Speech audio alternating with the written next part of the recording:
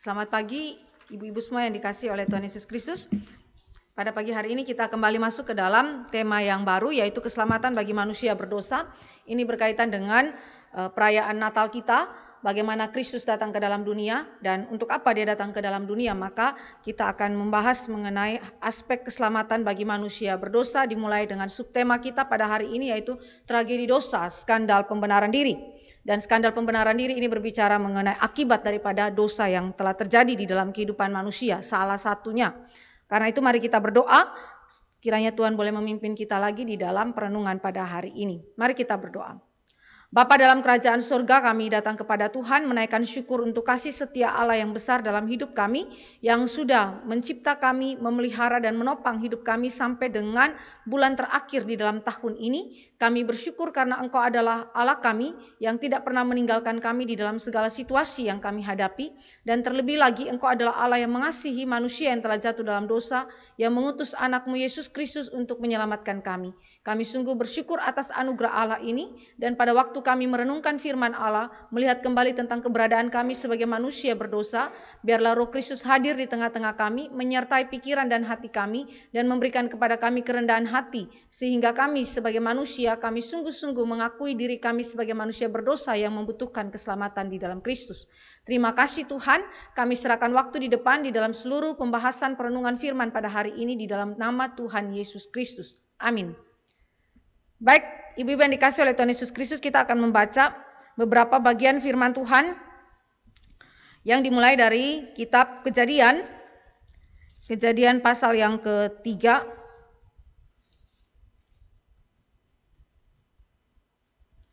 Saya bacakan ayat 1 sampai dengan ayat yang ke-7. Firman yang sudah sering kita ketahui dan familiar sekali bagi kita. Mari kita membacanya. Kejadian 3 ayat 1 sampai ayat yang ke-7. Adapun ular ialah yang paling cerdik dari segala binatang di darat yang dijadikan oleh Tuhan Allah. Ular itu berkata kepada perempuan itu, tentulah Allah berfirman, semua pohon dalam taman ini jangan kamu makan buahnya, bukan? Lalu sahut perempuan itu kepada ular itu, buah pohon-pohonan dalam taman ini boleh kami makan. Tetapi tentang buah pohon yang ada di tengah-tengah taman, Allah berfirman, jangan kamu makan ataupun raba buah itu, nanti kamu mati. Tetapi ular itu berkata kepada perempuan itu, sekali-kali kamu tidak akan mati. Tetapi Allah mengetahui bahwa pada waktu kamu memakannya, matamu akan terbuka dan kamu akan menjadi seperti Allah, tahu tentang yang baik dan yang jahat. Perempuan itu melihat bahwa buah pohon itu baik untuk dimakan dan sedap kelihatannya. Lagi pula pohon itu menarik hati karena memberi pengertian, lalu ia mengambil dari buahnya dan dimakannya dan diberikannya juga kepada suaminya yang bersama-sama dengan dia, dan suaminya pun memakannya. Maka terbukalah mata mereka berdua dan mereka tahu bahwa mereka telanjang, lalu mereka menyemat daun pohon ara dan membuat cawat. Mari kita baca kitab Roma pasal yang ketiga, ayat 10 sampai ayat yang ke-18, dan kemudian ayat yang ke-21 sampai dengan ayat yang ke-23. Roma pasal 3 ayat 10 sampai ayat 18 dan ayat 21 sampai dengan ayat yang ke-23. Seperti ada tertulis, tidak ada yang benar, seorang pun tidak. Tidak ada seorang pun yang berakal budi. Tidak ada seorang pun yang mencari Allah. Semua orang telah menyeleweng. Mereka semua tidak berguna. Tidak ada yang berbuat baik, seorang pun tidak. Kerongkongan mereka seperti kubur yang ternganga. Lidah mereka merayu-rayu, bibir mereka mengandung bisa. Mulut mereka penuh dengan sumpah serapah, kaki mereka cepat untuk menumpahkan darah, keruntuhan dan kebinasaan mereka tinggalkan di jalan mereka, dan jalan damai tidak mereka kenal. Rasa takut kepada Allah tidak ada pada orang itu. Ayat 21, tetapi sekarang tanpa hukum Taurat, kebenaran Allah telah dinyatakan seperti yang disaksikan dalam kitab Taurat dan kitab-kitab para nabi, yaitu kebenaran Allah karena iman dalam Yesus Kristus bagi semua orang yang percaya. Sebab tidak ada perbedaan, karena semua orang telah berbuat dosa dan telah kehilangan kemuliaan Allah. Lalu Roma pasal 5 ayat yang ke-12, sebab itu sama seperti dosa telah masuk ke dalam dunia oleh satu orang, dan oleh dosa itu juga maut, demikianlah maut itu telah menjalar kepada semua orang, karena semua orang telah berbuat dosa. Demikian pembacaan firman Tuhan. Saudara-saudari yang dikasihi oleh Tuhan Yesus Kristus, mari kita lihat ada 2 poin besar yang kita akan pelajari bersama. Yang pertama adalah dunia yang terjatuh, dan kemudian yang kedua adalah terkait dengan perbudakan kehendak. Mari kita lihat hal yang pertama mengenai dunia yang terjatuh. Kita mulai dengan apa itu natur dosa. Sebenarnya apakah yang dimaksudkan dengan dosa yang saudara dan saya itu pelajari? Baik itu di dalam kitab Kejadian sampai dengan di dalam kitab Roma tadi yang sudah kita baca bersama. Natur dosa itu kita lihat di dalam definisi dosa dari kata-kata bahasa Ibrani maupun bahasa Yunaninya yang saya tidak tuliskan beberapa bagian daripada ayat-ayat Alkitab karena sangat banyak. Saya hanya menyimpulkan secara ringkas kepada saudara mengenai akar kata dalam pengertian dosa yang dipakai di dalam perjanjian lama maupun perjanjian baru. Ada beberapa kata yang dipakai: hatat, awel atau awon, pesa, segaga, resa, asam, maal, awel, sawe, nebala, ra. Ini adalah kata-kata dalam bahasa Ibrani yang kemudian menjelaskan apa itu dosa. Nah, kalau saya jelaskan saudara secara ringkas, itu adalah kata-kata ini mengacu kepada pengertian yang tertera di slide ya. Suatu tindakan yang meleset dari sasarannya. Itu seperti orang memanah dan kemudian tidak pada fokus utama, yaitu lingkaran bulat yang ada di tengah, tetapi menyimpang. Walaupun itu 0,01 misalnya, tetap saja itu adalah meleset daripada sasaran. Maka dosa di dalam pengertian hatat itu berarti suatu tindakan yang meleset dari sasarannya dan terdiri dari penyimpangan dari jalan yang benar. Kemudian dosa juga berarti ketidakadilan, kesalahan sebagai penyimpangan dari arah yang benar. Dosa adalah pelanggaran terhadap batas-batas yang Allah telah tentukan. Pelanggaran terhadap perjanjian Allah sebagai kemurtatan dan pemberontakan. Suatu tindakan yang salah yang terjadi secara tidak sengaja. Sebagai perilaku fisik, menyimpang dan bersalah. Sebagai kesalahan atau pelanggaran. Sebagai ketidaksetiaan, keserongan, pengkhianatan. Sebagai ketiadaan. Ya. Suatu kepalsuan. Sebagai kebodohan, suatu kejahatan dan seterusnya. Seluruh pengertian ini secara berurutan mengikuti hatat, awel atau nowen, pesa, segaga, resa, asam, maal, awel, sawe dan nebala juga ra. Ya. Ini adalah arti-arti yang diberikan di dalam perjanjian lama. Sedemikian sehingga saudara dan saya mengetahui bahwa seluruh arti ini memberikan kepada kita suatu kesimpulan bahwa dosa itu bukan saja meliputi hal-hal yang bersifat aktual di luar, tetapi sudah termasuk di dalam aspek yang adalah potensial yang terjadi di dalam diri kita, yang tak kelihatan maupun yang kelihatan. Nah, saudara, kita lihat bahwa berulang-ulang di dalam akar kata bahasa Ibrani itu ada kata penyimpangan, ketidaktaatan, tidak tepat sasaran, meleset dan seterusnya ya. Nah, ini menjadi sesuatu yang merupakan inti daripada dosa itu. Lalu kita lihat dari akar kata bahasa Yunani ada banyak sekali bahasa yang dipakai untuk mengungkapkan mengenai dosa. Ada hamartia, ada hamartema, adikia, apeteia, apostasia, parabasis, parakoe, paraptoma, afelema, anomia, paronomia. Ini adalah kata-kata yang dipakai dalam bahasa Yunani perjanjian baru untuk mengungkapkan Alkitab yang berarti sebagai penyimpangan. Dosa itu sebagai penyimpangan, ketidakadilan, ketidaktaatan, pelanggaran, kemurtatan, ketiadaan hukum dan kesalahan. Jadi kalau saudara dan saya melihat hal ini, maka pengertian di dalam perjanjian lama maupun perjanjian baru itu memiliki esensi yang sama mengenai dosa. Maka apa itu dosa? Saya memakai kesimpulan daripada Agustinus. Dosa adalah pelanggaran hukum. Herman Bavinck juga mengatakan hal yang demikian, yang disimpulkan di dalam Alkitab khususnya 1 Yohanes 3 ayat 4, yang mana standar daripada hukum itu adalah hukum Allah atau hukum Taurat Allah, yang telah Allah berikan kepada manusia sejak manusia itu diciptakan. Allah telah berikan hukum itu tertanam dalam diri manusia, dan juga di dalam Kejadian 2 ayat 16 sampai ayat yang ke-17 kita melihat di situ bahwa perintah Allah secara langsung yang disebut sebagai perjanjian kerja telah diberikan kepada manusia. Maka dosa adalah menurut Herman Bavinck pelanggaran hukum yang mana norma standarnya adalah hukum Taurat Allah. Dengan demikian saudara, esensi daripada dosa itu adalah pelanggaran. Nanti kita lihat apa itu natur dosa. Sedangkan Agustinus berkata bahwa dosa adalah sesuatu yang dilakukan atau dikatakan atau diinginkan yang bertentangan dengan hukum kekal. Hukum yang benar-benar kekal adalah rasio ilahi atau kehendak Allah yang menuntut pemeliharaan tatanan natural dan melarang gangguan terhadapnya. Jadi ini berbicara mengenai ketaatan manusia kepada Allah, seharusnya secara total, secara mutlak kepada Allah. Tetapi di dalam dosa, saudara dan saya termasuk Adam dan Hawa sebagai manusia pertama melakukan pelanggaran terhadap kehendak Allah. Bagi Agustinus, hukum yang benar-benar kekal adalah rasio ilahi atau kehendak Allah yang kita langgar. Padahal Allah menuntut supaya kita menaatinya.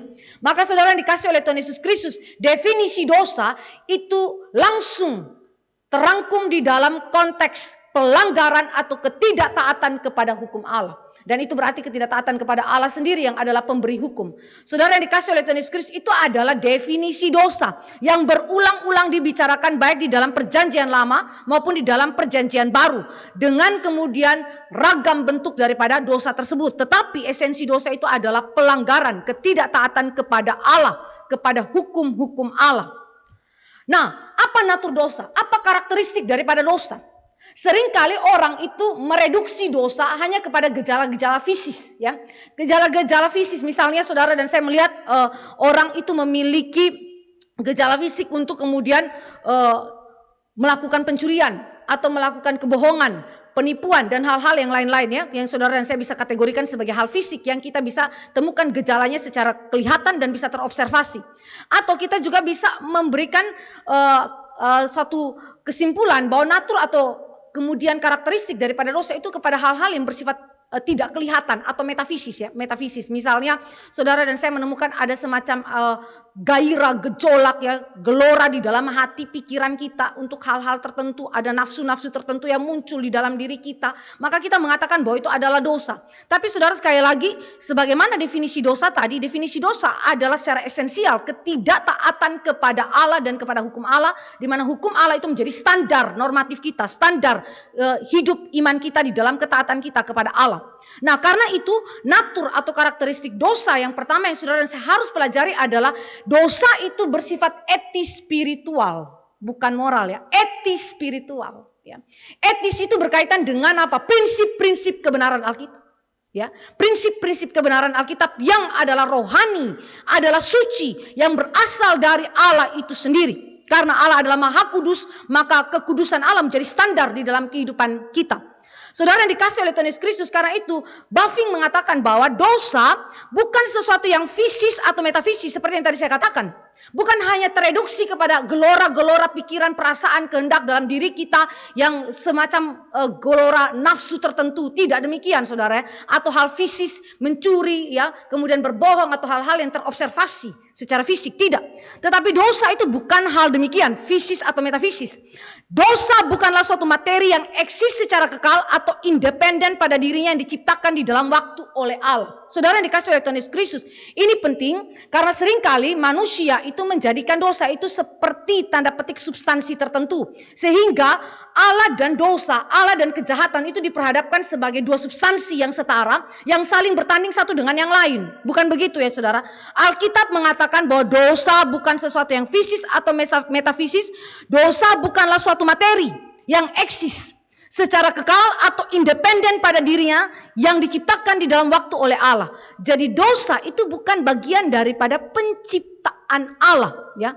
Dosa bukan eksis secara kekal atau independen pada dirinya sendiri, bisa hidup dengan dirinya sendiri, bisa berada dengan dirinya sendiri. Tidak demikian. Bahkan juga Herman Bavinck mengatakan bahwa dia tidak diciptakan di dalam waktu oleh Allah, ya. Jadi apa karakteristik daripada dosa itu atau natur dosa itu? Bavinck mengatakan begini, dosa baru muncul sesudah dan eksis hanya oleh dan dalam koneksi dengan kebaikan. Dosa tidak dapat berkuasa tanpa menggunakan atau melalui sarana kuasa dan karunia yang adalah pemberian Allah. Dengan kata lain, dosa adalah parasit pada kebaikan. Jadi saudara, dosa itu ada, ya, sesudah segala apa yang Allah ciptakan ini sungguh amat baik itu ada dan hanya bisa eksis melalui segala ciptaan Allah yang baik ini. Itu sebabnya dikatakan bahwa dosa adalah parasit. Parasit itu tidak bisa hidup tanpa pohon utama. Parasit mendapatkan makanan, mendapatkan kehidupan daripada pohon utamanya. Parasit akan mati jika pohon utama itu mati. Karena itu saudara, dosa itu seperti itu. Dosa itu tidak bereksistensi pada dirinya sendiri. Dia tidak independen, dia tidak kekal saudara. Dia tidak diciptakan oleh Allah di dalam waktu. Tetapi dosa hanya muncul sesudah dan eksis oleh koneksinya dengan kebaikan. Jadi saudara yang dikasih oleh Tuhan Yesus Kristus, bagi kita dosa itu selalu terkait dengan apa yang disebut dengan kebaikan. Atau dengan kata lain, dosa adalah tidak baik, begitu ya, tidak baik, negasi terhadap kebaikan. Tetapi bukan sekedar negasi. Ini adalah suatu pemberontakan kepada Allah yang adalah sumber segala kebaikan dan adalah kebaikan itu sendiri. Nah, jadi dosa itu sendiri saudara bukanlah sebuah substansi yang berdiri sendiri, ya. Ya, sekali lagi ini bukan hal yang sekali lagi berhadapan dengan Allah dua kekuatan yang sama-sama kuat, tidak demikian ya. Nah, dosa bukan terberi bersama penciptaan. Ini prinsip yang penting sekali ya saudara. Dosa bukan terberi bersama penciptaan, tetapi muncul sebagai hasil ketidaktaatan. Sebagai hasil ketidaktaatan. Itu sebabnya tadi dikatakan dia bukan metafisis, bukan fisis, bukan suatu materi yang eksis secara kekal atau independen pada dirinya sendiri. Karena itu adalah hasil ketidaktaatan. Ya. Dosa muncul sebagai hasil ketidaktaatan, maka itu bukan terberi bersama penciptaan. Dengan kata lain, saudara dan saya tidak dapat mengatakan bahwa Allah memberikan potensi di dalam diri manusia untuk tidak taat kepada Allah. Saudara, kesimpulan Allah setelah dia menciptakan segala sesuatu termasuk Adam dan Hawa adalah sungguh amat baik. Dengan demikian manusia diciptakan di dalam posisi tidak netral. Manusia itu bukan di tengah-tengah, tidak baik juga kemudian tidak jahat ya, kemudian ya itu di tengah-tengah, begitu, ada di tengah-tengah. Mau ke baik, mau ke jahat, dia ada di tengah-tengah. Begitu, tidak begitu ya. Allah menciptakan manusia bukan dalam posisi netral. Allah menciptakan manusia sejak awal adalah di dalam posisi kudus. Status kudus karena Allah adalah maha kudus dan menciptakan segala sesuatu di dalam kekudusan. Maka kecondongan hidup daripada manusia sejak awal di dalam penciptaan adalah hanya untuk memuliakan Allah dan taat kepada Allah dan firman-Nya. Jadi dengan demikian saudara dan saya melihat bahwa dosa bukanlah terberi bersama penciptaan ya. Dosa itu bukan hadir secara potensial di dalam diri manusia, tetapi dosa adalah sebagai hasil ketidaktaatan manusia kepada Allah dan firman-Nya. Dosa itu secara substansial ya tidak menghapuskan apapun dari humanitas maupun memasukkan sesuatu ke dalamnya. Ini hal yang penting sekali. Pribadi manusia tetap sama. Namun sekarang bukan berjalan kepada Allah tetapi menjauh darinya menuju kebinasaan. Suatu cacat, suatu tendensi yang koruptif, yaitu suatu kekuatan yang mengontaminasi modus, spesies, dan tatanan di dalam kehendak yang diciptakan. Jadi dosa secara substansial tidak menghapuskan humanitas kita. Kenapa saudara? Saudara masih memiliki intelektual, saudara masih memiliki perasaan, saudara masih memiliki kehendak. Manusia masih terdiri dari tubuh dan jiwa, lengkap, kaki, tangan, mata dan seterusnya, semuanya ada. Jadi itu berarti saudara, dosa tidak merusakkan hal yang demikian. Dosa tidak menghapuskan atau menghilangkan humanitas kita, tidak sama sekali. Yang dirusak oleh dosa itu adalah ini. Manusia tidak lagi berjalan kepada Allah tetapi menjauh dari Allah dan menuju kepada kebinasaan. Orientasi kita yang dirusak oleh dosa. Orientasi kita yang dirusak oleh dosa. Karena itu karakteristik daripada dosa itu bersifat etnis spiritual. Karena apa? Karena itu berkaitan dengan orientasi kita. Berkaitan dengan arah hati kita. Berkaitan dengan arah jalan hidup kita. Kita menuju kepada kebinasaan dan bukan berjalan kepada Allah yang kekal. Jadi ini adalah sesuatu kekuatan yang begitu merusak kehidupan kita. Dengan demikian saudara dan saya melihat mengenai kedaulatan Allah di dalam dosa. Allah dan dosa. Dosa tidak lebih tinggi daripada Allah. Dosa hadir karena ketetapan kekal Allah. Dan karena itu dosa itu tidak dapat menghilangkan humanitas kita sebagai gambar rupa Allah. Yang dirusak oleh dosa adalah orientasinya. Orientasi daripada segala keadaan, kapasitas, kekuatan humanitas kita yang diciptakan oleh Allah. Tetapi bukan substansi kita sebagai humanitas. Ya. Jadi saudara yang dikasih oleh Tuhan Yesus Kristus, ini adalah sesuatu yang sangat indah sekali. Bahwa dosa itu bersifat etis spiritual yang menekankan kepada aspek ketidaktaatan kepada Allah.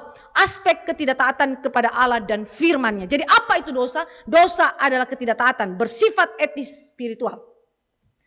Yang kedua, karakteristik atau natur daripada dosa itu adalah sebagai penghilangan kepada kebaikan. Ya, saudara yang dikasih oleh Tuhan Yesus Kristus, waktu kita belajar mengenai dosa, dosa adalah selalu berada di dalam dan berpaut pada sesuatu yang baik secara substansial.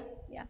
Yang tadi kita sudah katakan seperti parasit itu, dia tidak mungkin berada dengan sendirinya, independen tidak mungkin. Saudara dan saya menemukan misalnya orang-orang yang mencuri atau mengelabui kita dengan penipuan-penipuan yang ada. Semuanya itu menggunakan hal-hal yang baik, bukan? Bahkan iblis sendiri meniru segala sesuatu yang baik yang Allah ciptakan, yang berasal daripada kehendak Allah yang baik. Semuanya ditiru oleh iblis.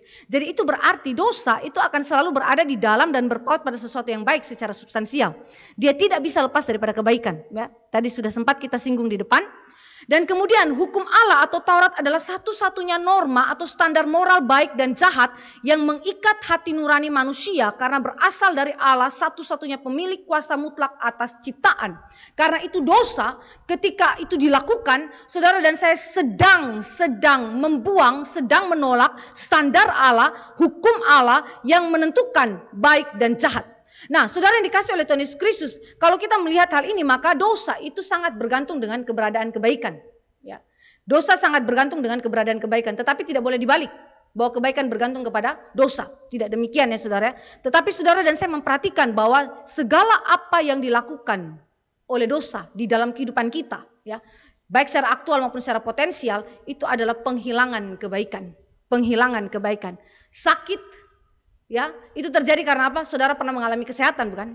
Sakit sama dengan tidak sehat, ya. Berarti ada kebaikan yang saudara alami sebelumnya, itu kesehatan, ya. Jadi itu berarti sekali lagi kita melihat bahwa dosa itu menghilangkan kebaikan yang Allah telah berikan, bahkan menghilangkan apa yang disebut dengan norma Allah, standar Allah, apa yang disebut dengan hukum-hukum Allah dalam kehidupan kita untuk menjadi standar kita di dalam menaati Dia. Yang ketiga, kita melihat mengenai karakteristik dosa, natur dosa yang terjadi dalam kehidupan manusia.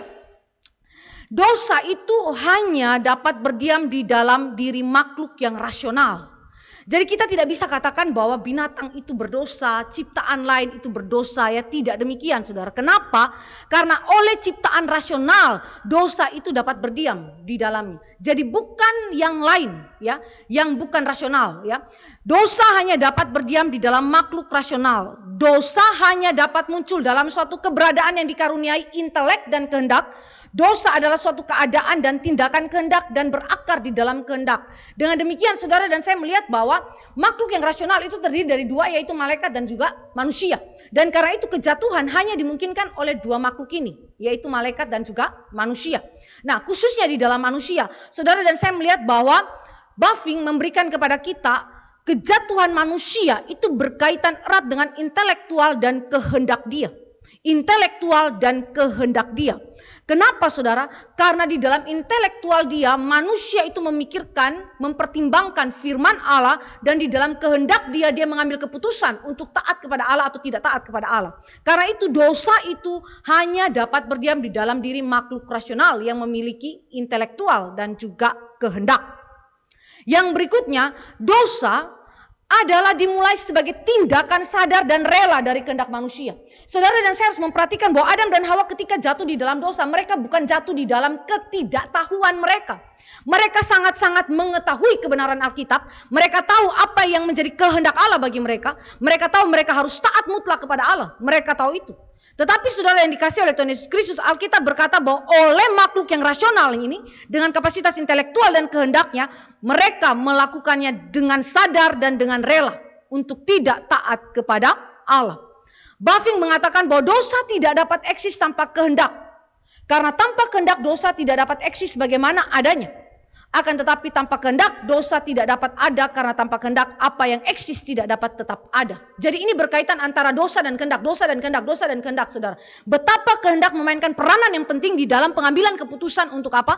Untuk taat atau tidak taat. Tetapi sekali lagi kehendak tidak sendiri, ada intelektual, ada pikiran yang mempengaruhinya, sehingga kemudian kehendak mengambil keputusan dan akhirnya terrealisasilah dosa itu secara aktual. Jadi saudara dan saya melihat di sini bagaimana penekanan bahwa dosa itu dilakukan oleh ciptaan yang rasional dan bukan ciptaan yang irasional. Dosa bertata bukan di luar diri orang yang berdosa, tetapi di dalam dirinya, dan memimpin pemikiran dan keinginan orang berdosa kepada tujuannya sendiri. Orang berdosa telah menjadikan dosa sebagai miliknya melalui berbagai kemampuan dan kekuatannya. Ini yang tadi saya katakan, bahwa Adam dan Hawa bukan melakukan itu tanpa pengetahuan. Mereka melakukannya di dalam pengetahuan dan menggunakan segala kapasitas yang Allah berikan kepada mereka untuk melawan Allah. Karena itu sekali lagi dosa itu dilakukan oleh pihak manusia yang rasional, dan karena itu bertanggung jawab terhadap segala apa yang dia lakukan, baik dalam ketaatan maupun ketidaktaatan kepada Allah.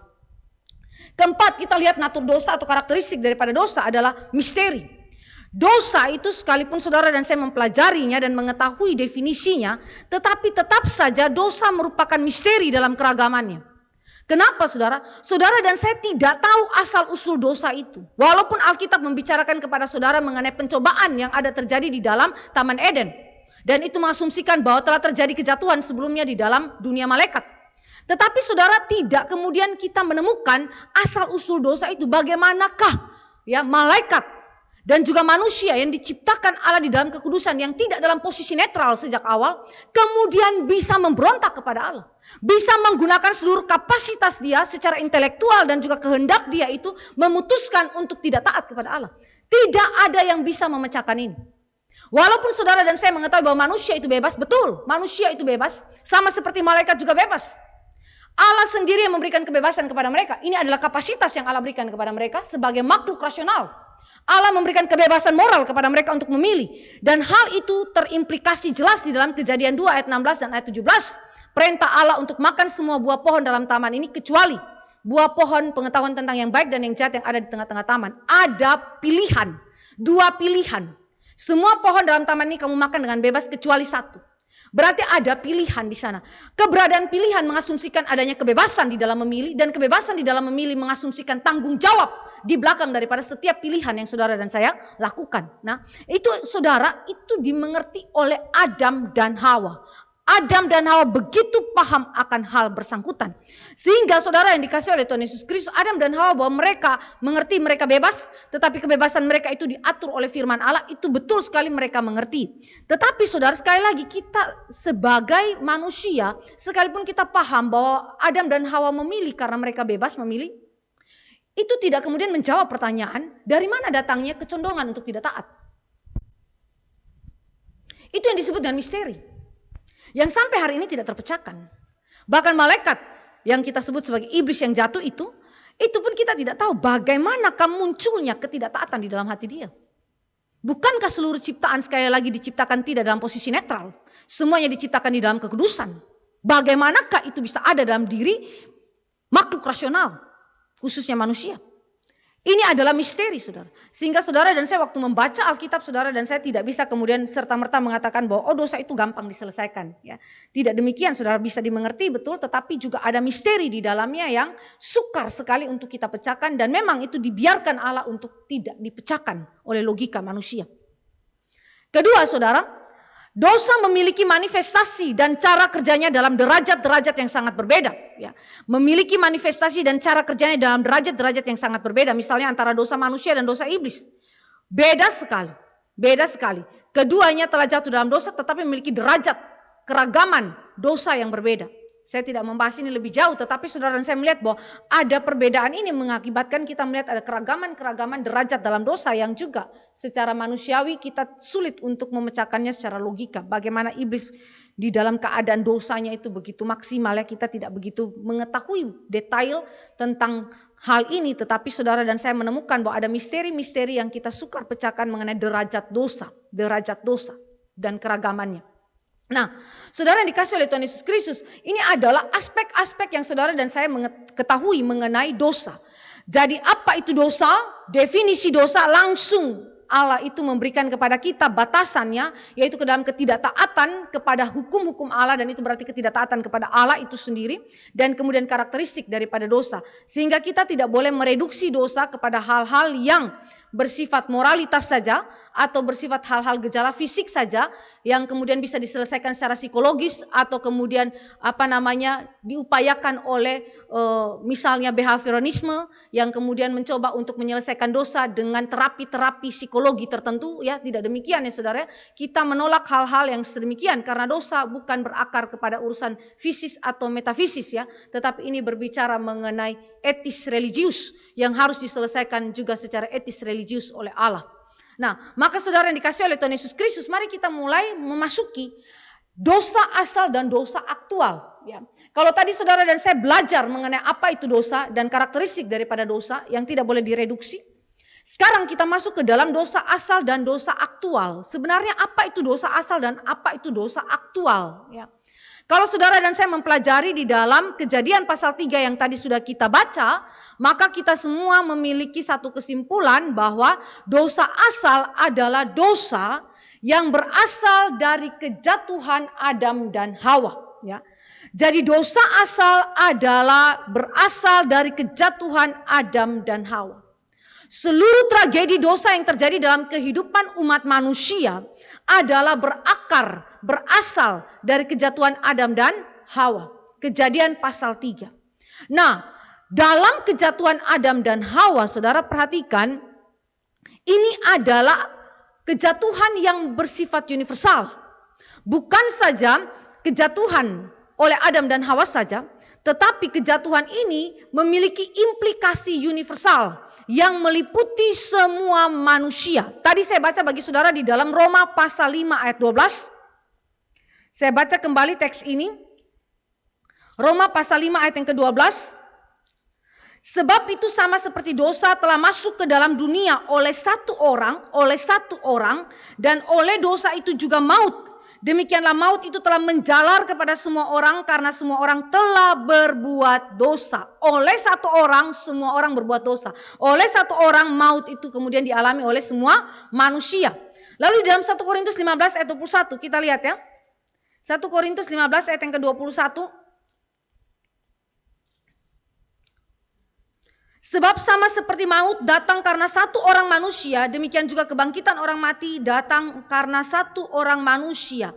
Sebab sama seperti maut datang karena satu orang manusia. Baik Roma maupun 1 Korintus berbicara mengenai karena satu orang maka manusia semuanya berdosa. Karena satu orang maka maut dialami oleh semua manusia. Dengan kata lain, Alkitab memberikan kepada kita definisi bahwa dosa asal yang berasal dari kejatuhan Adam dan Hawa bersifat universal tanpa kecuali meliputi semua manusia. Kecuali manusia Kristus. Kecuali manusia Kristus. Kristus datang dan mengambil rupa sebagai seorang hamba. Menjadi sama seperti manusia, itu kalimat daripada Alkitab. Tetapi, saudara dan saya harus perhatikan, dia tidak kemudian mewarisi dosa asal daripada Adam dan Hawa. Ya.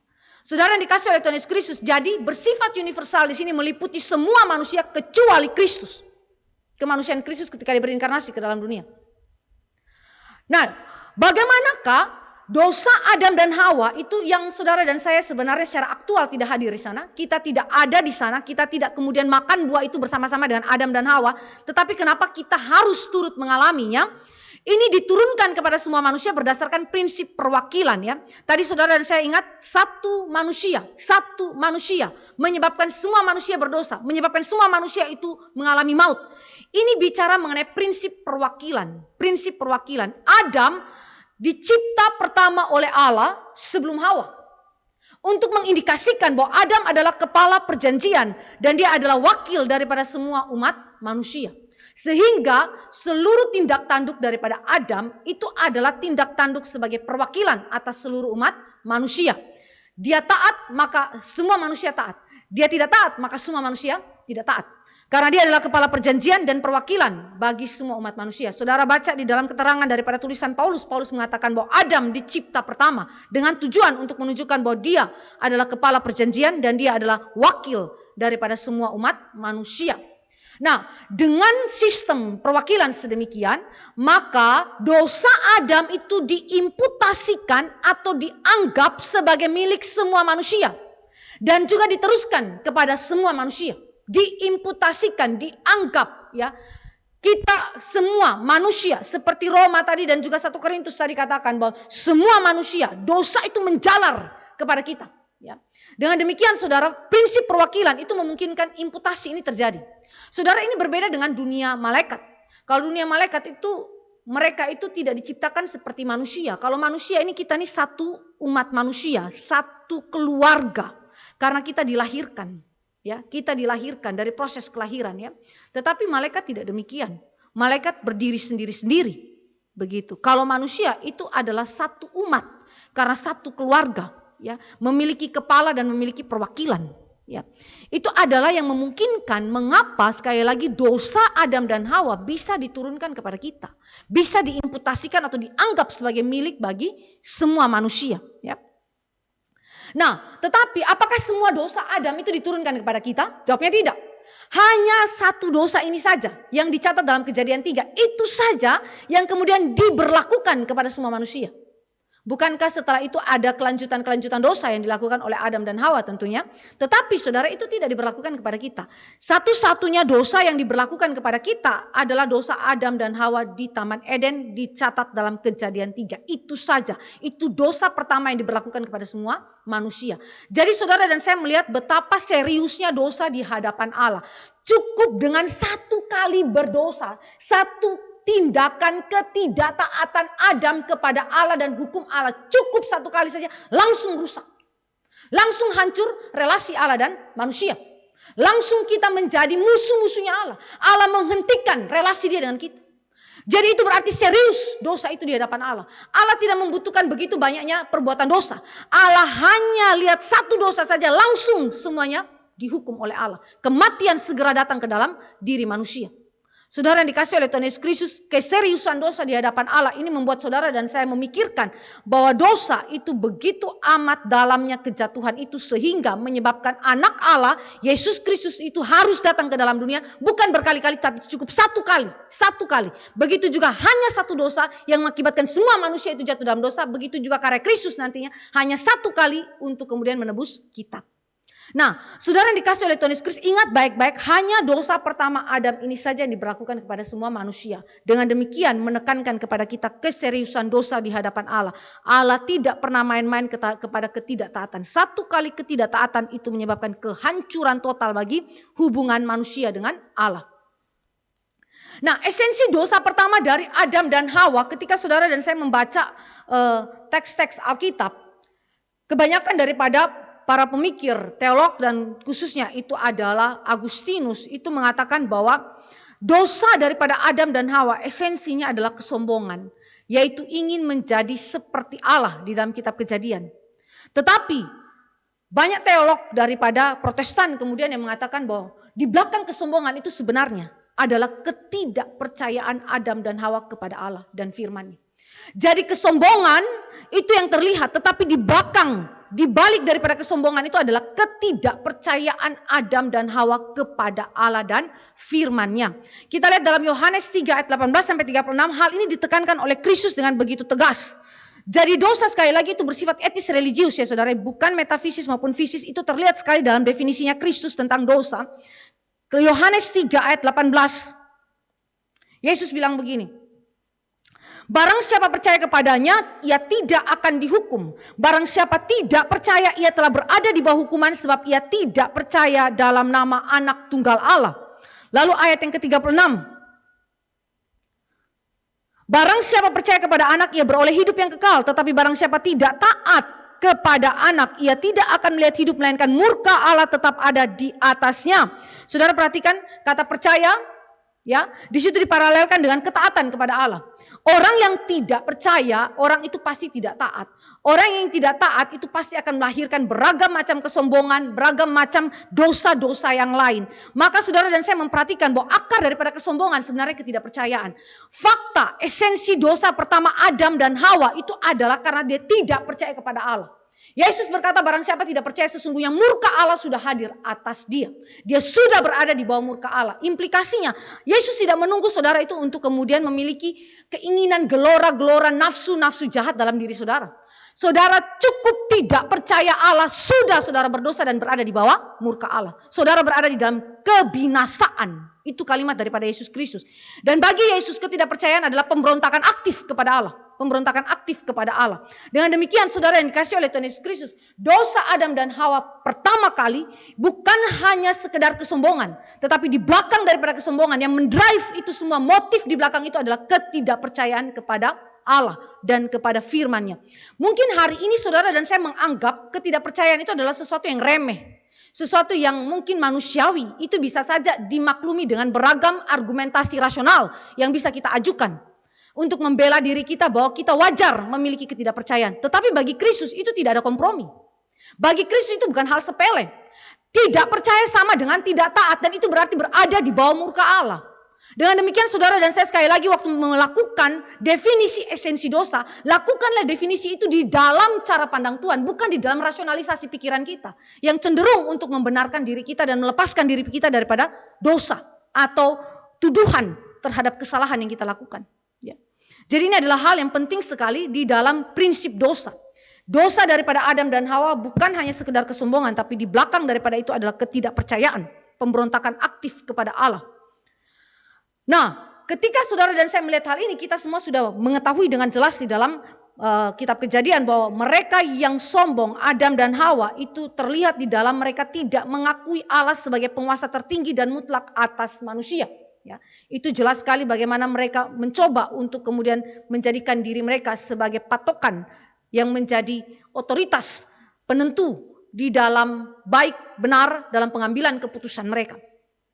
Menolak otoritas firman Allah, Kejadian 3 ayat 4, dan kemudian menjadi independen daripada Allah, di mana otoritas rasio itu manusia agungkan, ya. Dan bukan hanya sekedar rasio, tetapi seluruh keberadaan manusia itu dijadikan sebagai standar, ya, sebagai standar daripada seluruh perbuatan baik manusia, dalam hal ini ketaatan dia kepada Allah.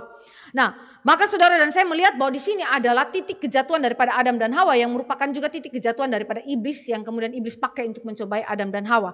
Dan nanti kita lihat bahwa di dalam pembenaran diri manusia yang mewarisi dosa asal, ternyata esensi dosa ini juga begitu kental dalam kehidupan kita sebagai manusia. Manusia begitu sombong dan sukar untuk mengakui ketidakpercayaannya dia kepada Allah. Ya. Ini adalah hal yang sangat-sangat mengerikan, karena ternyata kita mewarisi apa yang juga dilakukan oleh Adam dan Hawa. Ya, akibat daripada dosa asal yang dilakukan oleh Adam dan Hawa. Dosa asal itu berkuasa atas seluruh pribadi, atas pikiran dan kehendak, hati nurani, tubuh dan jiwa, seluruh kapasitas dan kemampuan manusia. Ayat-ayat yang saya tuliskan di situ saudara dan saya melihat bahwa semuanya ini merusakkan natur manusia yang dicipta Allah sungguh amat baik. Tidak ada bagian di dalam diri manusia yang kemudian benar atau masih memiliki kebaikan tertentu. Walaupun kita tahu bahwa di dalam dunia modernisme itu ada pengandalan akan rasio, di mana rasio itu dianggap tidak jatuh dalam dosa, sehingga mungkin untuk memiliki keselamatan melalui rasio, pengetahuan akan Allah melalui rasio, ataupun hal-hal yang lain yang kita andalkan, ya, misalnya perasaan juga ada yang mengatakan bahwa melalui perasaan kita juga bisa kenal Allah, ya, yang benar dan membawa kita kepada keselamatan, atau melalui kesalehan hidup kita. Faktanya tidak demikian, karena Alkitab berkata di dalam teks-teks yang sudah saya terangkan di slide, dosa itu sebegitu berkuasanya dalam kehidupan kita, seluruh totalitas pribadi kita, tubuh dan jiwa kita, kapasitas, kemampuan, kehendak, hati nurani, pikiran, semuanya dikuasai oleh dosa. Ya. Jadi itu berarti saudara, sekali lagi saudara dan saya hidup di dalam dosa, hidup di dalam dunia yang telah terjatuh dalam dosa. Sejak kapan? Sejak dosa asal itu terjadi di dalam kehidupan Adam dan Hawa. Sejak itu terjadi perubahan total. Herman Bavinck mengatakan begini, dosa Adam tidak mungkin sesuatu yang sepele. Dosa itu pasti merupakan pembalikan yang fundamental dari semua hubungan. Suatu revolusi yang olehnya ciptaan melepaskan diri dari Allah dan menempatkan dirinya melawan Allah. Suatu pemberontakan, suatu kejatuhan dalam pengertian yang sebenarnya, yang menentukan bagi seluruh dunia dan yang membawanya ke arah dan ke jalan yang menjauh dari Allah, menuju kefasikan dan korupsi. Jadi waktu saudara dan saya melihat hal ini, maka perbuatan daripada Adam dan Hawa baru satu kali saja, ya, Allah gak kompromi. Itu secara fundamental dan revolusioner, menghancurkan, mengubah, membalikan seluruh tatanan alam yang telah Allah itu ciptakan dengan begitu baik. Sekalipun demikian, dosa tidak menghilangkan humanitas. Tetapi merusakkan orientasinya saja. Ya. Walaupun demikian, saudara, kita melihat bahwa akibat dosa itu begitu luar biasa mengerikan, ya, di dalam kehidupan daripada manusia. Nah, dosa asal ini kemudian menjadi mata air bagi lahirnya dosa aktual. Dosa aktual tidak pernah ada tanpa dosa asal. Maka dosa asal adalah mata air yang melahirkan dosa aktual. Pertanyaannya, apa itu dosa aktual? Dosa aktual, saudara, itu digambarkan dalam Roma pasal 6. Kita baca Roma pasal 6.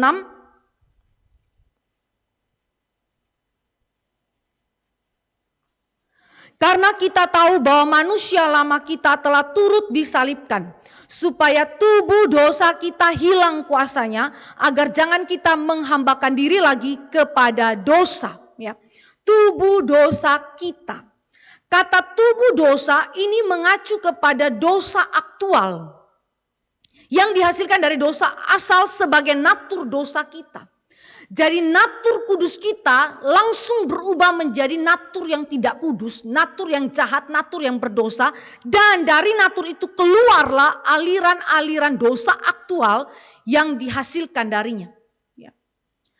James Buchanan itu mengatakan begini, kita telah mewarisi natur berdosa dari Adam dan kita sendiri, menambahkan dosa kita kepada dosa yang kita terima dari Adam. Jadi dosa aktual adalah perbuatan kita. Kita modifikasi, kita improvisasi. Itu sebabnya saudara, derajat dosa dalam keragamannya itu begitu unik, misteri, sehingga saudara dan saya bahkan tidak pernah bisa memahaminya dengan tuntas. Kenapa saudara? Saudara bayangkan derajat dosa dari zaman Adam dan Hawa sampai dengan sekarang. Derajat dosa itu makin meningkat, makin meningkat, makin meningkat.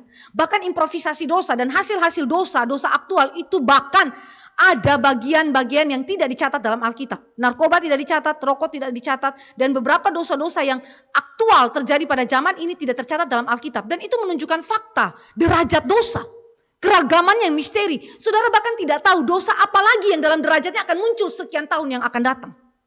Begitu mengerikan dosa itu. Ya, dari dosa asal menghasilkan dosa aktual, kita menambahkan dosa kita kepada dosa yang sudah kita terima dari Adam. Tubuh dosa menyatakan dua hal. Jiwa manusia yang telah berdosa cenderung menghasilkan perkataan dan perbuatan di dalam tubuhnya yang juga telah berdosa. Tetapi juga berbicara mengenai watak berdosa yang belum diregenerasi, yang diwarisi dari Adam. Jadi itu berarti saudara dan saya tidak bisa tidak, jiwa kita maupun tubuh kita, watak kita, karakter kita, semuanya akan dikuasai dan diarahkan oleh dosa. Nah, karena itu saudara yang dikasih oleh Tuhan Yesus Kristus ini membuat saudara dan saya mulai menyadari betapa dosa itu adalah sebuah tragedi yang mengerikan di dalam kehidupan manusia. Seharusnya manusia tidak mengalami ini. Kalau kita pakai kata seharusnya itu berarti ada ideal tertentu yang kita itu pikirkan mengenai rancangan Allah terhadap manusia. Manusia dicipta Allah dengan rancangan sungguh amat baik untuk kemuliaan Allah. Tetapi dosa mengakibatkan kehancuran dalam kehidupan manusia. Ya. Jadi ini adalah hal yang mengerikan sekali yang memperlihatkan bagaimana tragedi dosa itu dan kehancuran yang terjadi dalam hidup kita sebagai manusia yang kita tidak bisa lepas dari dalamnya. Ya. Kita ada di dalamnya.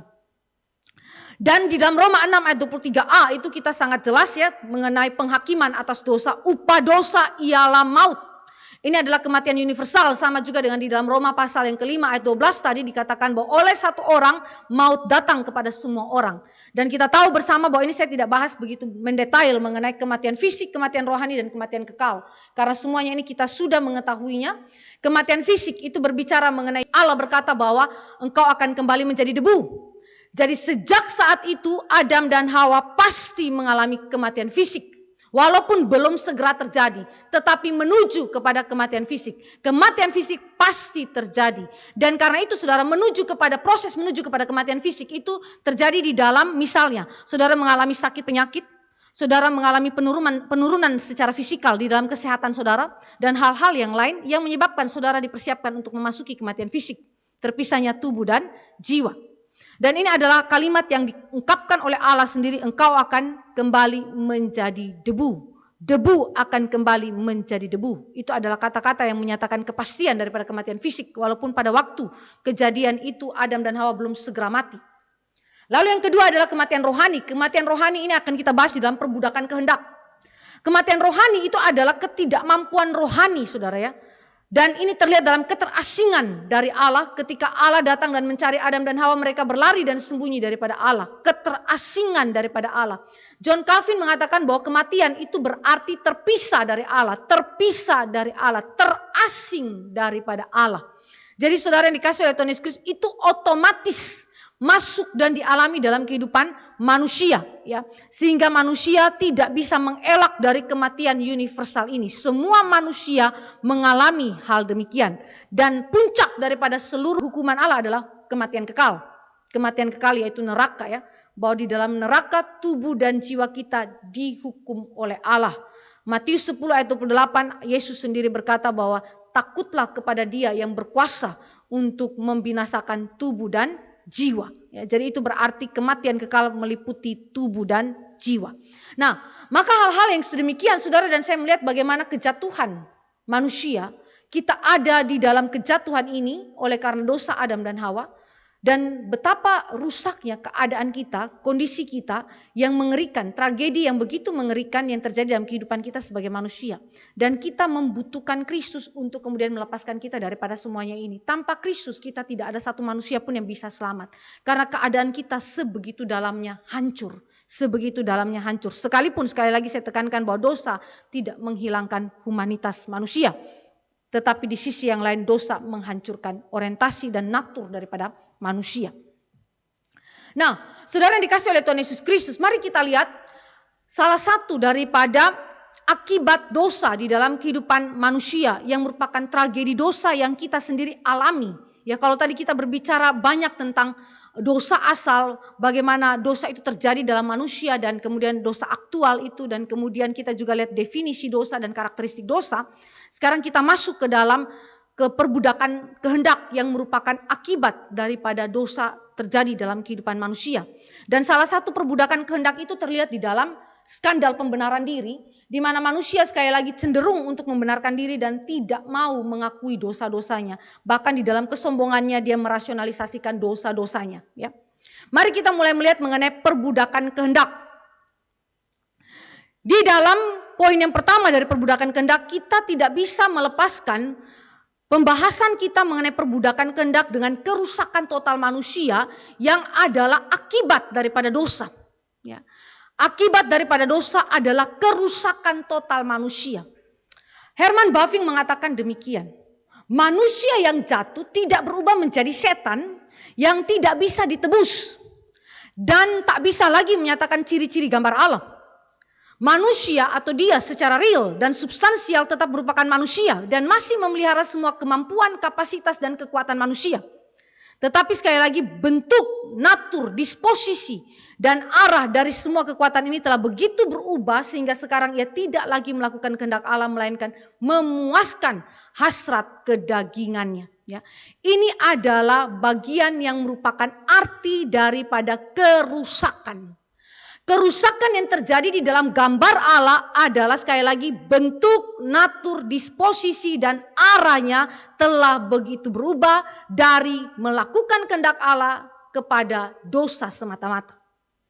Nah, lalu kata total ya di dalam istilah kerusakan total itu berarti menunjuk kepada jangkauan dan bukan derajatnya. Jangkauan dosa dan bukan derajat kerusakan dosa. Nah, Saudara Agustinus itu berkata bahwa ketika manusia jatuh dalam dosa, status daripada manusia itu adalah non posse non peccare, not able not to sin. Artinya tidak bisa tidak berdosa, pasti berdosa secara tubuh dan jiwa. Itu kita sudah lihat sebentar di konteks tadi ya, dosa asal dan akibatnya itu. Nah, tetapi saudara waktu kita bicara mengenai kerusakan total itu adalah berbicara mengenai jangkauan kerusakan dan bukan derajatnya. Kalau jangkauan kerusakan saudara dan bukan derajatnya itu mirip seperti ini. Ilustrasi yang seringkali dipakai untuk menunjukkan mengenai jangkauan dosa. Air bening, air putih yang ditaruh di dalam gelas, lalu dimasukkan 1 sendok racun. Mungkin 1 sendok racun itu sangat sedikit, tetapi waktu kita masukkan di dalam air putih, air bening di dalam gelas itu, otomatis saat itu air itu akan tercemar dengan racun itu. Seluruh air yang ada dalam gelas itu akan tercemar oleh racun bersangkutan. Pencemaran terhadap seluruh air di dalam gelas itu disebut sebagai jangkauan kerusakan racun yang ditaruh di dalam air yang ada dalam gelas itu. Tetapi bukan di dalam derajat. Derajatnya itu bisa ditambahkan dengan apa? Dengan memberikan racun lebih banyak lagi di dalamnya. Contoh yang lain, anak-anak masih kecil, dia tahu berbohong kepada orang tua di dalam perkara-perkara yang sederhana. Ketika dia dewasa nanti, dia juga tahu berbohong dengan cara-cara yang lebih licik. Ya, dengan argumentasi dan dua cara-cara yang begitu manipulatif. Lebih tajam, lebih dalam, lebih pintar lagi dia berbohong dibandingkan waktu dia masih kecil. Itu namanya derajat. Ya. Jadi itu berarti waktu kita berbicara mengenai kerusakan total, ini bukan sedang berbicara mengenai derajat dosa, tetapi berbicara mengenai jangkauan kerusakan dosa. Di mana kerusakan itu menjangkau seluruh tubuh kita, seluruh natur kita, seluruh jiwa kita. Dan derajatnya itu bisa terus bertambah-tambah, terus bertambah-tambah. Itu makanya di dalam dosa aktual kita bisa menambah-nambahkan dosa kita. Karena apa? Karena kerusakan total berbicara mengenai jangkauan kerusakan dan bukan derajatnya. Nah, saudara yang dikasih oleh Tuhan Yesus Kristus. Lalu apa artinya itu kerusakan total? Jadi kerusakan total ini berbicara mengenai keadaan mati daripada manusia yang telah jatuh dalam dosa. Dan terutama keadaan mati yang meliputi kematian rohani. Kematian rohani. Jadi bukan hanya bicara kepada kematian fisik tadi ya, tetapi kepada kematian rohani. Jadi kerusakan total itu lebih kepada keadaan manusia yang mati di dalam dosa-dosanya. Efesus pasal 2 ayat yang pertama saya bacakan bagi saudara sampai dengan ayat yang ketiga. Efesus pasal yang kedua.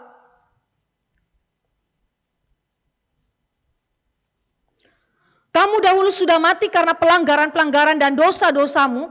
Kamu hidup di dalamnya karena kamu mengikuti jalan dunia ini. Karena kamu mentaati penguasa kerajaan angkasa, yaitu roh yang sekarang sedang bekerja di antara orang-orang durhaka. Sebenarnya dahulu kami semua juga terhitung di antara mereka. Ketika kami hidup di dalam hawa nafsu daging dan menuruti kehendak daging dan pikiran kami yang jahat. Pada dasarnya kami adalah orang-orang yang harus dimurkai sama seperti mereka yang lain. Ayat 1, kamu dahulu sudah mati karena pelanggaran-pelanggaran dan dosa-dosamu, kamu hidup di dalamnya. Nah, kalimat ini berbicara mengenai apa yang kita sebut kerusakan total.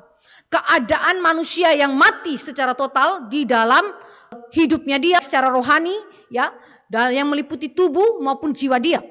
Nah, saudara, waktu kita bilang mengenai kerusakan total secara rohani, keadaan kematian yang menguasai tubuh dan jiwanya, itu meliputi dua hal, yaitu ketidakmampuan untuk melakukan apa yang berkenan kepada Allah. Jadi rusak total ini apa? Itu bicara mengenai tidak mampu untuk melakukan apa yang berkenan kepada Allah. Secara pasif saya tidak mampu karena saya mati. Jadi konsep Alkitab, akibat dosa adalah kematian. Kematian secara rohani yang meliputi tubuh dan jiwa, di mana tubuh dan jiwa saya tidak mampu untuk menaati Allah, untuk percaya kepada Allah, kepada firman-Nya. Saya tidak mampu karena saya mati. Di hadapan Allah kita hanya jenazah, mayat.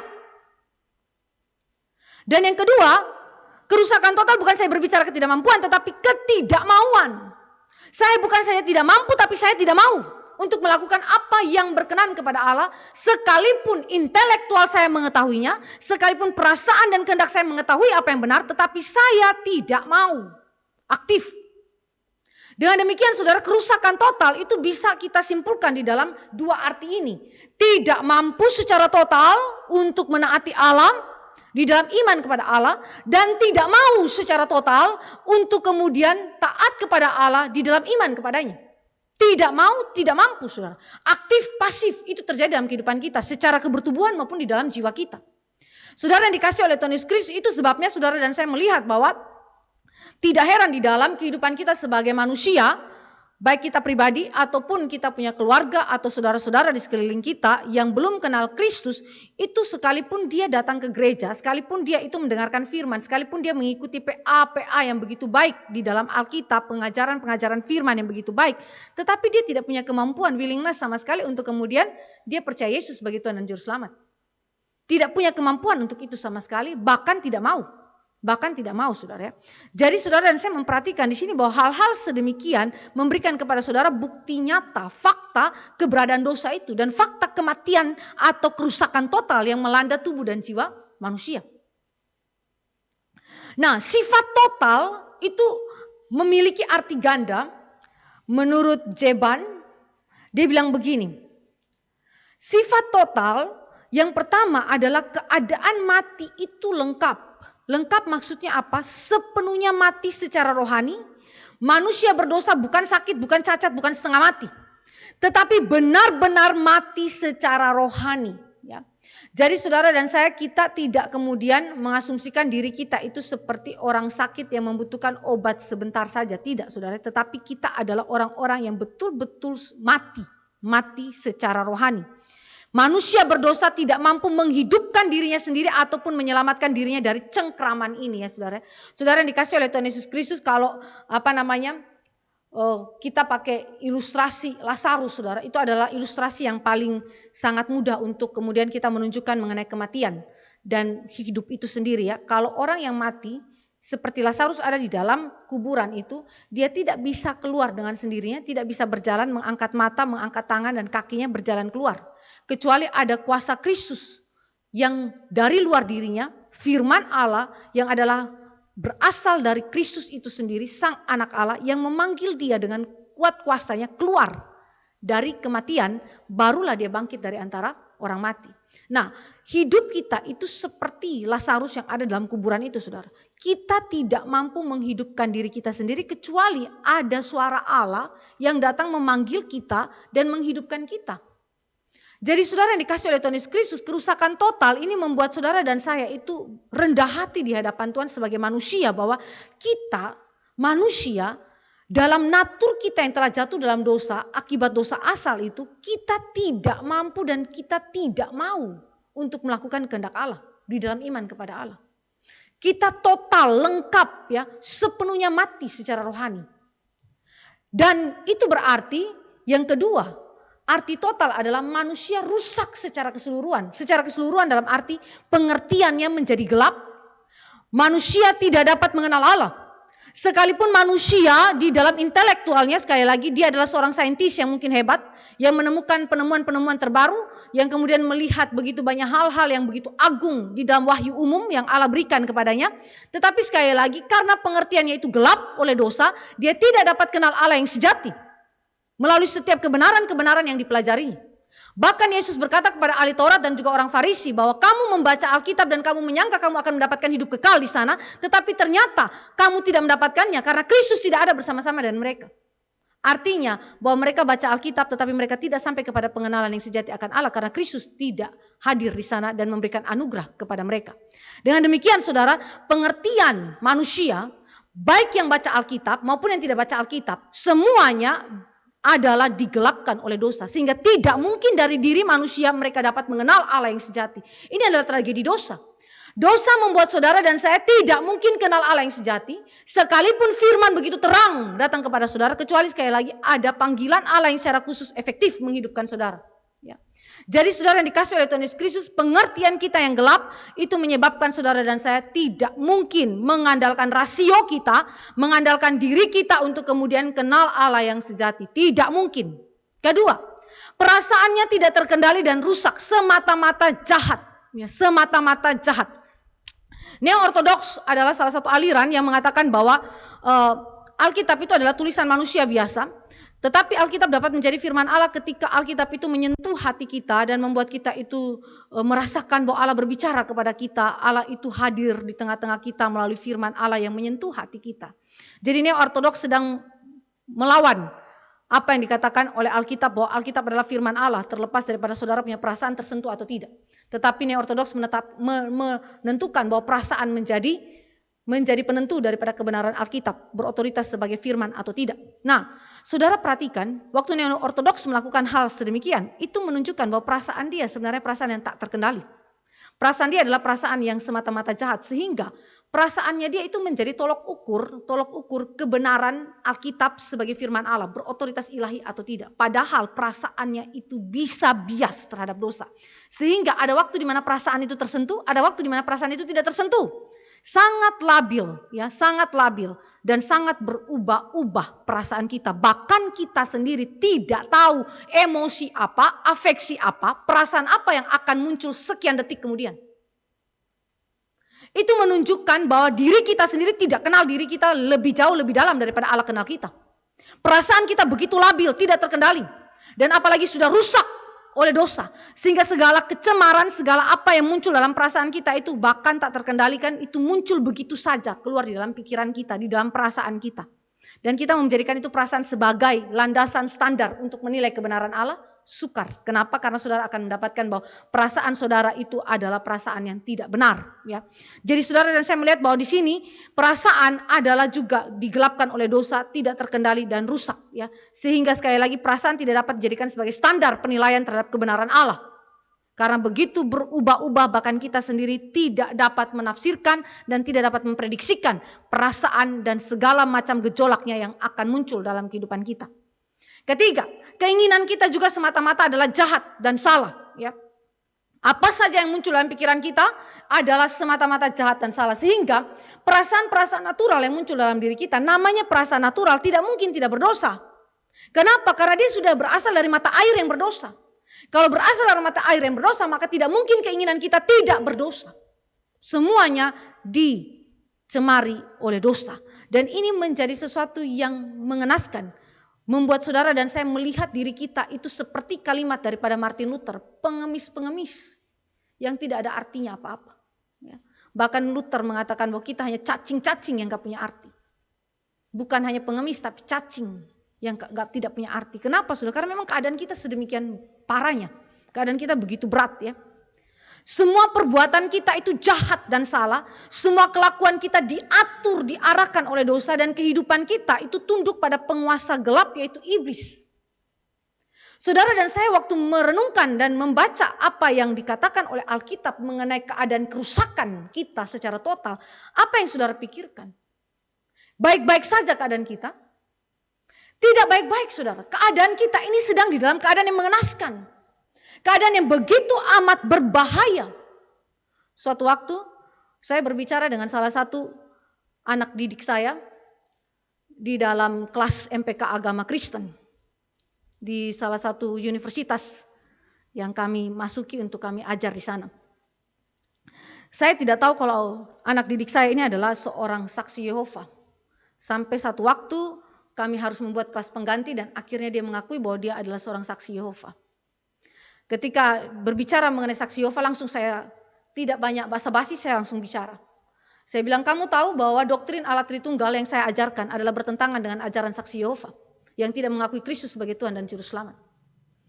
Lalu dia punya argumentasi begitu banyak dan dia mengatakan bahwa saya sudah memilih untuk menjadi saksi Yehova dan dibaptiskan. Ketika dia memberikan argumentasi, lalu kemudian dia berikan dengan ayat-ayat Alkitab. Ketika dia berikan itu langsung saya balikkan seluruh argumentasinya. Saya jelaskan secara biblikal dan teologis. Lalu saya katakan secara biblikal dan secara teologis Alkitab konsisten. Yesus Kristus konsisten. Bahwa Yesus Kristus adalah anak Allah. Anak tunggal Allah, pribadi kedua Allah Tritunggal. Konsisten. Saya buktikan bahkan dengan bahasa aslinya seluruhnya saya buktikan kepada anak ini. Lalu kemudian saya bilang berarti Anda yang tidak konsisten, maka Anda harus hati-hati karena Anda sedang dalam bahaya besar sebagai bidat. Dan yang kedua, saudara tidak akan diselamatkan jika saudara tidak percaya Kristus sebagai Tuhan dan Juru Selamat. Waktu saya bicara kepada anak ini saudara, dia merasa baik-baik saja dengan doktrinnya. Dia merasa bahwa yang dia pegang adalah konsisten. Dan bagi dia Alkitab tetap tidak konsisten. Yesus Kristus tetap bukan Tuhan dan Juru Selamat. Waktu saya bicara hal ini saya bilang begini, saya tahu apa artinya kejatuhan dalam dosa. Dan ini salah satu bukti kejatuhan dalam dosa. Bahwa pikiranmu tidak akan pernah kenal Allah yang sejati, pikiranmu tidak akan pernah mengakui Allah yang sejati jika Kristus tidak pernah hadir dalam hidupmu dan mencerahkan pikiran oleh pekerjaan Roh Kudus. Dengan demikian saudara dan saya melihat bahwa kerusakan manusia bahkan di dalam argumentasi-argumentasi teologisnya, argumentasi-argumentasi yang kelihatannya rohani saudara, bahkan dia pakai Alkitab sekalipun saudara, itu bisa dijadikan sebagai rasionalisasi terhadap kejatuhan dia dalam dosa. Tetapi dia nggak sadar, tidak sadar sama sekali bahwa dia sedang berada di dalam bahaya besar, kematian itu sendiri. Ya saudara, ini hal yang sangat-sangat mengerikan ya. Dan itu terjadi dalam kehidupan kita. Ini hanya salah satu contoh yang saya angkat tentang kehidupan seorang anak yang sudah mengambil keputusan menjadi saksi Yehova. Hal-hal yang lain bisa terjadi dalam kehidupan kita. Rusak secara keseluruhan. Tapi kita merasa diri kita baik-baik saja. Dan kita rasa bahwa keselamatan dalam Kristus yang diberitakan setiap waktu dalam kehidupan kita dalam beragam bentuk khotbah ataupun firman Allah yang kita dengar, itu sesuatu yang sudah lazim kita dengar dan tidak memiliki signifikansi dalam kehidupan kita. Padahal tragedi dosa begitu mengenaskan dalam kehidupan kita sebagai manusia. Hal kedua yang kita bisa lihat, Kerusakan total itu terlihat di dalam kehendak kita yang terbelenggu oleh dosa. Kehendak yang terbelenggu oleh dosa, saudara. Apa yang dimaksudkan dengan kata kehendak di sini? Jonathan Edwards itu berkata begini, kehendak sebagai hal yang dengannya pikiran memilih apapun. Jadi kehendak itu adalah merealisasikan apa yang kita pikirkan. Merealisasikan apa yang kita rasakan. Itu sebabnya baik Jonathan Edwards, baik itu Herman Bavinck tidak kemudian melepaskan intelektual kehendak dari pikiran. Ya. Jadi saudara, ketika kita mempelajari akan hal ini, maka kehendak yang terbelenggu oleh dosa adalah hal yang merupakan salah satu contoh bukti perbudakan dosa dalam hidup kita, kerusakan total dalam kehidupan kita yang kita hidupi hari-hari di dalam hidup kita. Ya. Di dalam Efesus mengatakan bahwa engkau hidup di dalamnya, ya. Kita ada di dalamnya, kita terbelenggu di dalamnya. Jadi kehendak itu adalah apa? Hal yang dengannya pikiran memilih apapun. Jadi kehendak adalah realisasi daripada pikiran yang sudah kita pikirkan, yang kita pilih. Nah, ketika pikiran itu memilih, Jonathan Edwards mengatakan bahwa pikiran itu akan memilih karena motif-motif, dan motif-motif itu adalah apa yang ia pikir paling baik. Ya, ini adalah sesuatu yang secara natural terjadi dalam kehidupan kita sebagai manusia. Ya. Pikiran daripada Edwards tentang hal ini dijelaskan oleh John Gerstner. Dia bilang begini, pilihanmu sebagai pribadi yang rasional selalu didasarkan pada berbagai pertimbangan atau motif yang ada di depanmu pada waktu itu. Motif-motif itu memiliki bobot tertentu bagimu. Motif-motif yang lebih berat dari semua motif yang lain adalah motif yang akan kamu pilih untuk ikuti. Kamu sebagai pribadi yang rasional akan selalu memilih apa yang tampak bagimu sebagai hal yang benar, yang bijaksana, yang sebaiknya dilakukan. Yang tampaknya benar, bijaksana, dan sebaiknya dilakukan. Itu adalah motif yang mempengaruhi pilihan kita dan kemudian kita akhiri itu, realisasikan itu di dalam keputusan kehendak kita. Ini adalah proses yang terjadi sekali lagi secara natural di dalam seluruh manusia. Bagaimana pikiran memilih dengan motif-motif yang ada, lalu mempertimbangkan dari sekian motif, motif mana yang dia akan pilih untuk dia ikuti. Kenapa dia harus pilih untuk ikuti? Karena bagi dia itu adalah sesuatu yang benar, yang bijaksana, dan sesuatu yang baik untuk dilakukan, yang menguntungkan. Tetapi belum tentu itu adalah kebenaran. Itu belum tentulah sesuai dengan kehendak Allah. Nah, maka di dalam proses natural ini yang terjadi antara kehendak dan intelektual, di dalam pemilihan-pemilihan dan motif-motif yang ada untuk pengambilan keputusan, terjadilah apa yang disebut dengan pencemaran oleh dosa. Pencemaran oleh dosa. Arah daripada kehendak itu, arah daripada pikiran itu berdosa, sehingga akan menghasilkan kehendak atau keputusan yang juga berdosa. Keinginan yang berdosa. Nah, mari kita lihat contoh itu di dalam pembenaran diri. Mazmur 32 ayat 1 sampai 2 dan Mazmur 32 ayat 5. Dan juga di dalam Yohanes 8 ayat 34. Saya mau baca bagi saudara di dalam, ini ada 3 ayat, tetapi saya akan bacakan kepada saudara ayat yang ketiga, yaitu di dalam 1 Yohanes pasal 1 ayat 8 sampai ayat yang ke-10. Di situ dikatakan, jika kita berkata bahwa kita tidak berdosa, maka kita menipu diri kita sendiri dan kebenaran tidak ada di dalam kita. Jika kita mengaku dosa kita, maka ia adalah setia dan adil sehingga ia akan mengampuni segala dosa kita dan menyucikan kita dari segala kejahatan. Jika kita berkata bahwa kita tidak ada berbuat dosa, maka kita membuat dia menjadi pendusta dan firman-Nya tidak ada di dalam kita. Salah satu perbudakan kehendak di dalam seluruh proses penalaran yang ada, pemilihan-pemilihan motif yang ada sampai dengan pengambilan keputusan di dalam kehendak kita, saudara. Ada satu hal yang diungkapkan di dalam Yohanes, yaitu mengenai aspek pembenaran diri yang menunjukkan bagaimana saudara dan saya itu seringkali mengambil keputusan yang bersifat manipulatif, yang tidak bersesuaian dengan kehendak Allah, yang bersifat penipuan. Ya, saudara dan saya bisa lihat ini di dalam penjelasan daripada Paul Tripp. Ya, dia bilang begini. Ini adalah skandal ketidakpercayaan kebenaran diri. Satu penolakan untuk firman Allah ketika dia berkata bahwa kita berada dalam kondisi parah di luar anugerahnya. Ini adalah kesombongan yang merusak.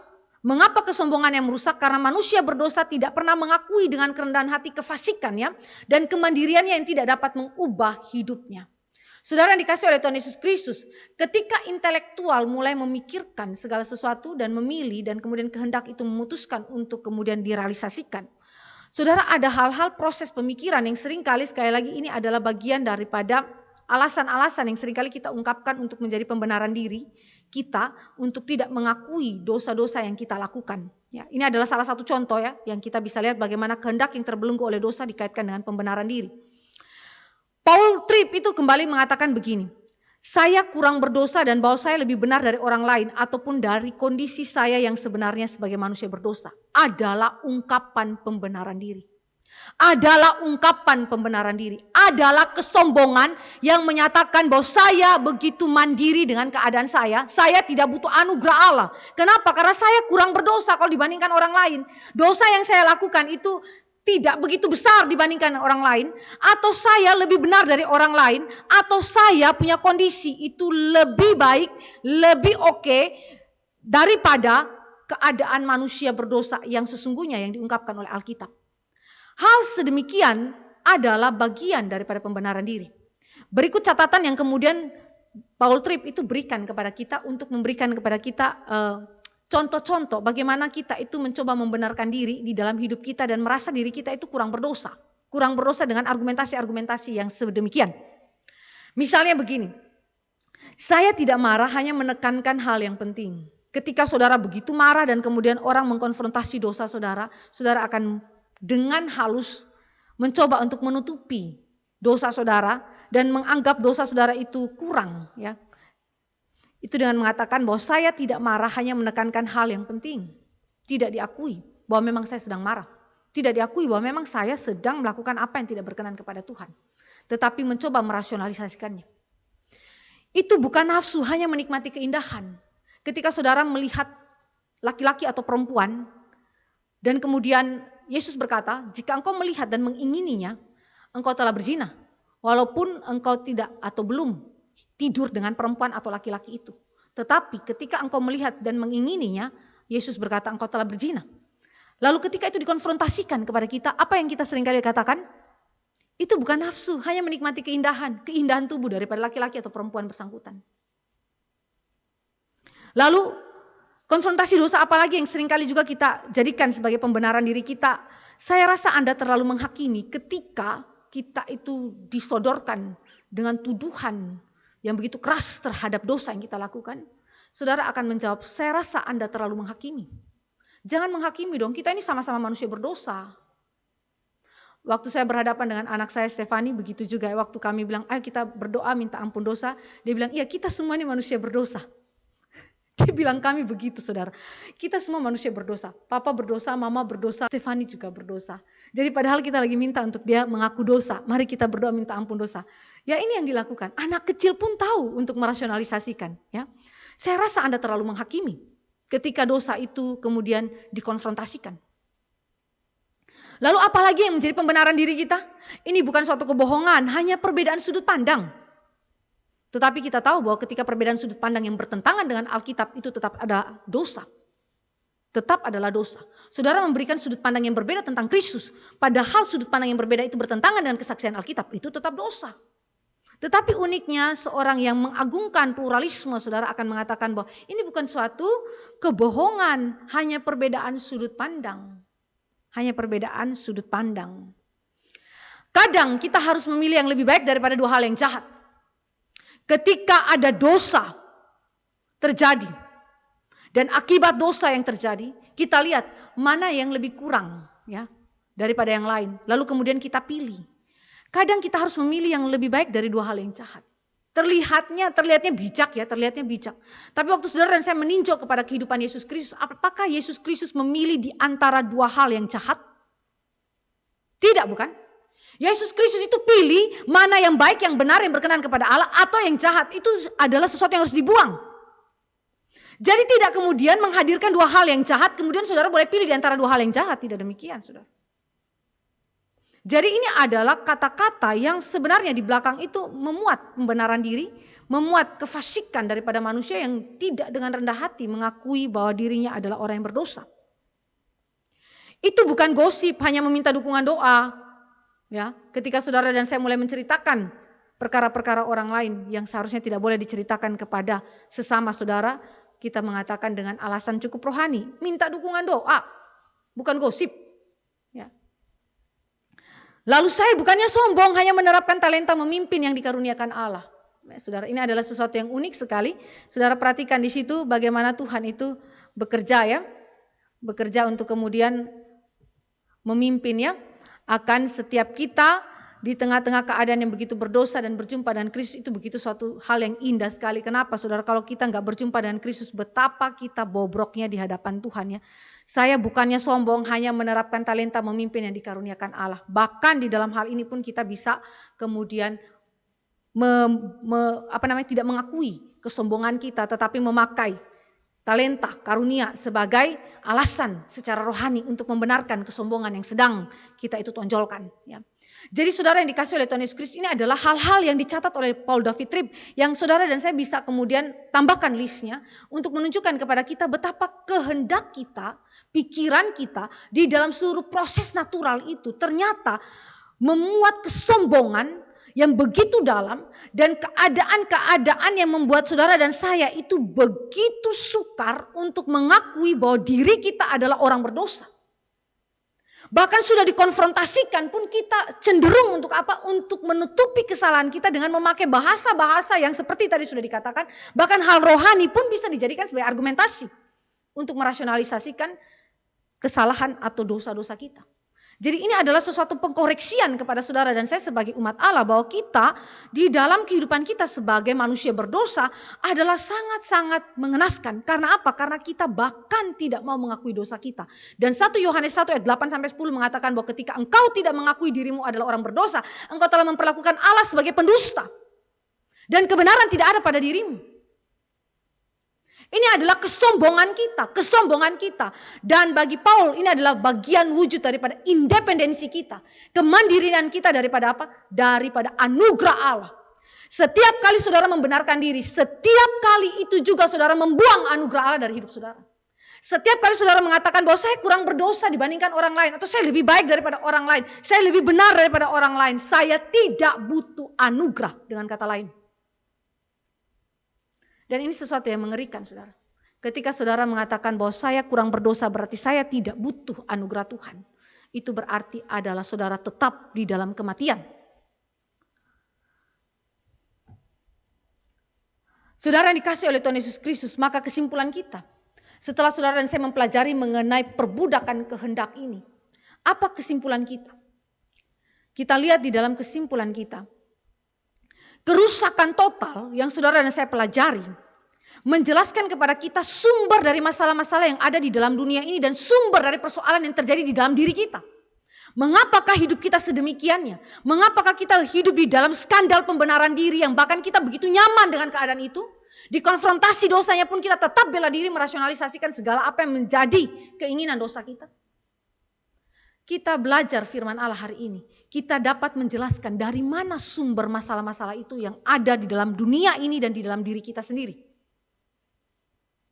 Di sisi yang lain, pengetahuan tentang kerusakan total manusia seharusnya juga mengajarkan bahwa diri kita benar-benar buruk dan berada dalam situasi yang mengerikan jika Allah tidak menolong kita. Maka ini membuat engkau dan saya sadar dengan penuh kerendahan hati kita butuh anugerah Allah. Kita butuh anugerah Allah. Di luar anugerah Tuhan tidak ada seorang pun yang dapat bebas daripada kerusakan total. Kejatuhan natur kita yang begitu amat rusak di hadapan Allah dan tidak mungkin terpulihkan oleh kekuatan kita.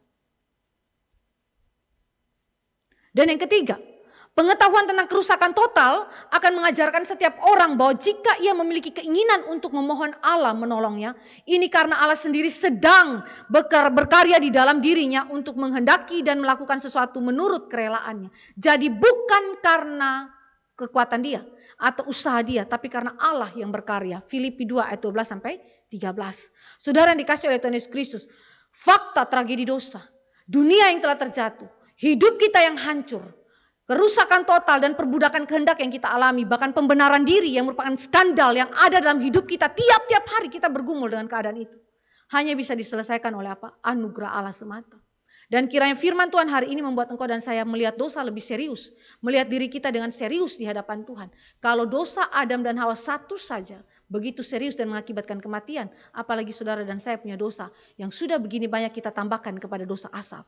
Kiranya Tuhan memanggil saudara dan saya untuk menyadarkan kita dengan kerendahan hati, mengakui segala dosa-dosa dan kebutuhan kita akan kasih karunia Allah di dalam Yesus Kristus. Baik, kiranya firman Tuhan ini boleh menjadi berkat bagi kita sekalian. Mari kita berdoa. Bapa dalam kerajaan surga, kami datang kepada Tuhan bersyukur untuk anugerah Allah yang kami boleh mengerti melalui firman tentang tragedi dosa. Begitu dalamnya kejatuhan kami di hadapan Tuhan. Begitu bahayanya kehidupan kami tanpa Kristus. Dan begitu dalamnya efek-efek dosa yang terjadi dalam kehidupan kami. Bahkan kami sendiri begitu nyaman dan merasa baik-baik saja dengan keadaan dosa kami. Kami mohon kepada Bapa di surga, ampunilah kami dan jangan biarkan kami hidup dan tinggal di dalam keadaan kami yang tidak mengenal keadaan dosa kami dan yang tidak membutuhkan anugerah Tuhan. Tetapi Tuhan tolong kami supaya melalui firman hari ini kami digugah melihat akan keadaan kami sebagaimana Tuhan melihatnya, sebagai orang-orang yang mati, yang membutuhkan anugerah Allah yang menghidupkan di dalam Yesus Kristus. Tuhan pimpin setiap kami dengan firman-Mu dan membuat kami lebih serius memandang diri kami di hadapan Allah sebagai manusia berdosa yang dimurkai Allah, namun di dalam anugerah Allah diselamatkan oleh Kristus. Terima kasih Bapa di sorga, di dalam nama Yesus Kristus Tuhan kami berdoa dan menaikkan syukur. Amin.